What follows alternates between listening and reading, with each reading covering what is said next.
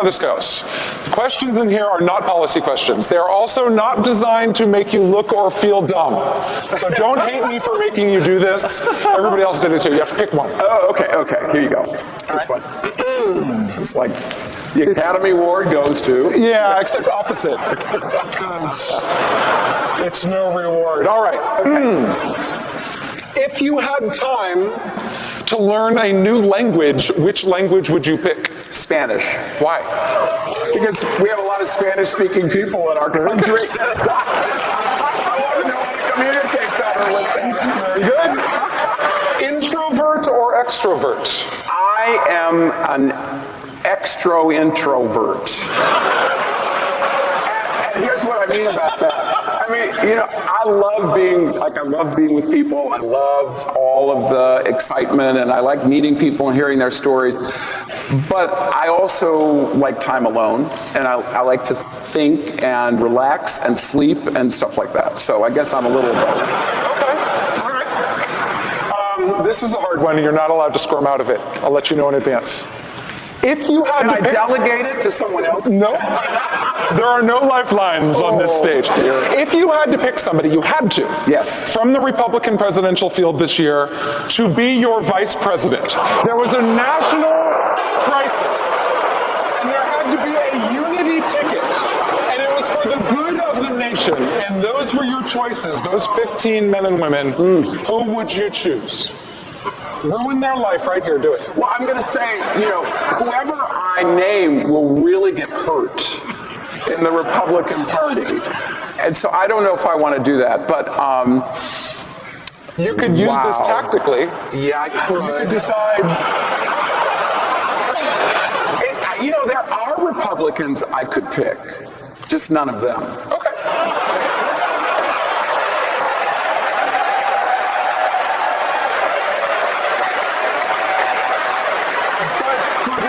You got to pick one of them. Rachel, I'm not going to pick one of them. I know you're going to be disappointed. I know that, people are going to say I dodged the question. The fact is, I am dodging it. I don't want to pick any of them. That would be my running mate. I'll work with them all, but I don't want them to be my running mate.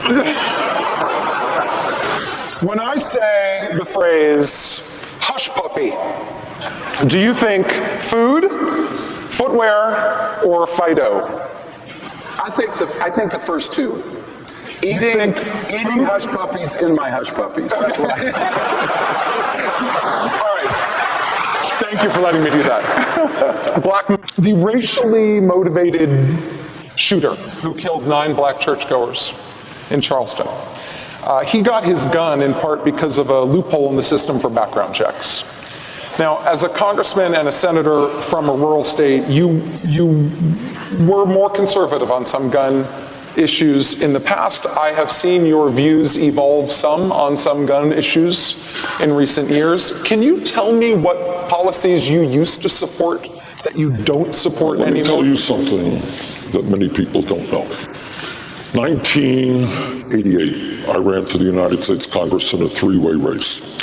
And what the gun people said, you can vote for candidate A or candidate B. Don't vote for Bernie Sanders. Because back in 1988, I said it is wrong in this country for people to be buying assault weapons designed just to kill human beings. Since I have been in Congress, Rachel, I have voted for an instant background check, which needs to be made stronger and needs to be expanded. I have voted to do away with the gun show loophole. And what I want to see is us deal with this straw man exemption right now so that people can legally buy guns and give it to criminals. I want to see a radical change in how we do mental health in this country, because you got thousands of people walking around the streets of America who are suicidal and homicidal. Am I right to say that you have evolved some on these issues? You did vote against background checks, the Brady bill. I supported background checks. But you voted 5 times against the Brady bill. That was one bill that comes up several times. Yes. All right. But here's the issue. Let me be very clear about this, because all of us, South Carolina, God knows, has seen the kinds of massacres that all America is seeing. I believe that I am in a very good position, coming from a rural state that has virtually no gun control, to put together a consensus of the American people, which I think exists, which says we are going to keep guns out of the hands of people who should not have them. We are going to end this gun show loophole. We are going to deal with the straw man situation. We are going to ban weapons that are solely designed to kill people. I believe, coming from a rural state, that I can bring together the 60 or 70% of the American people who are sick and tired of seeing these horrific massacres that appear almost every couple of weeks. We got one specific, very interesting viewer question on this subject for you. It came in on Facebook from a woman named Maggie Thomason, and she says this: my question for Bernie Sanders is, why did he vote against banning guns on Amtrak? We cannot carry guns on airplanes. What was his reasoning for allowing it on trains? Well, actually, to the best of my memory, you can put unloaded guns into the baggage department of a plane. In other words, this is not people carrying a gun on the train. It is putting in a baggage. You got hunters who are going from Vermont to the Midwest, and they put their weapons unloaded in the cargo part. That's the reason for it. But you can transport your ammunition on the train with you. You can access your baggage from anywhere on the train.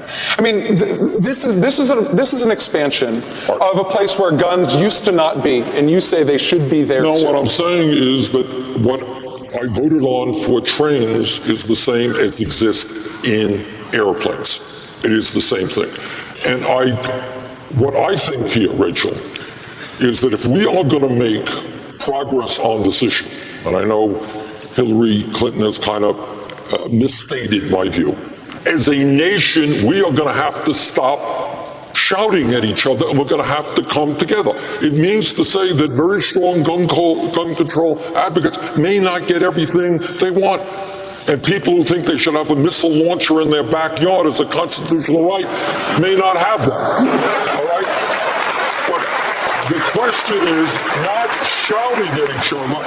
The question is bringing people together around proposals that I would guess 60 or 70% of the American people believe in. And I think on the issue of African-American activism and the heavily African-American electorate here in South Carolina, I mean, activists from the Black Lives Matter movement and these youth-driven movements that we're seeing around the country right now, they have put forward a bunch of pretty specific policy priorities, everything from scrapping broken window style policing, ending for-profit prisons, a number of other things, many, if not most of which you say that you agree with. From what you know of this activist movement and what you see of their energy, what do you think is the lowest hanging fruit in terms of what they're asking for? What do you think could actually get done that's on their agenda in the political world that we've got right now?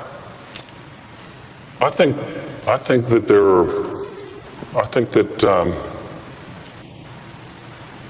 almost all of their agenda can get done. I mean,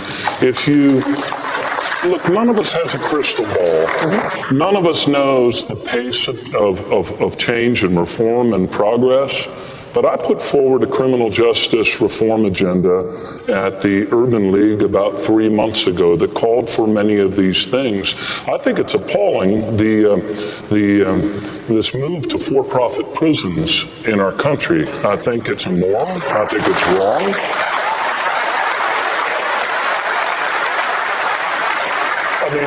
And the specters that we now have on the border of women and children being detained for months and months on end. I mean, look, contrary to Donald Trump's assertion, the enduring symbol of our country is not the barbed wire fence, it is the Statue of Liberty.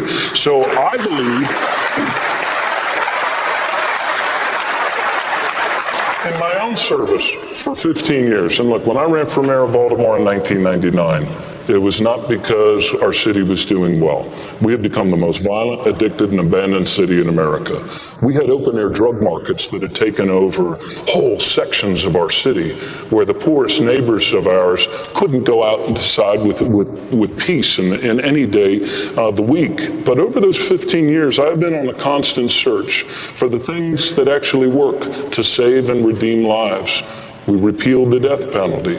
We reduced our incarceration rate to 20-year lows. We reduced our recidivism rate to 15-year lows. I restored voting rights to 52,000 people. I decriminalized the possession of small amounts of marijuana, and we also put our city on a path for better days.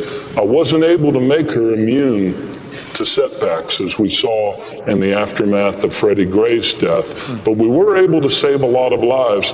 And given the legacy of racism and slavery, and the way that it is intertwined with public safety, with law enforcement, and particularly with drug policies in our country, all of us have a responsibility to be on a constant search for the policies that actually work and actually serve.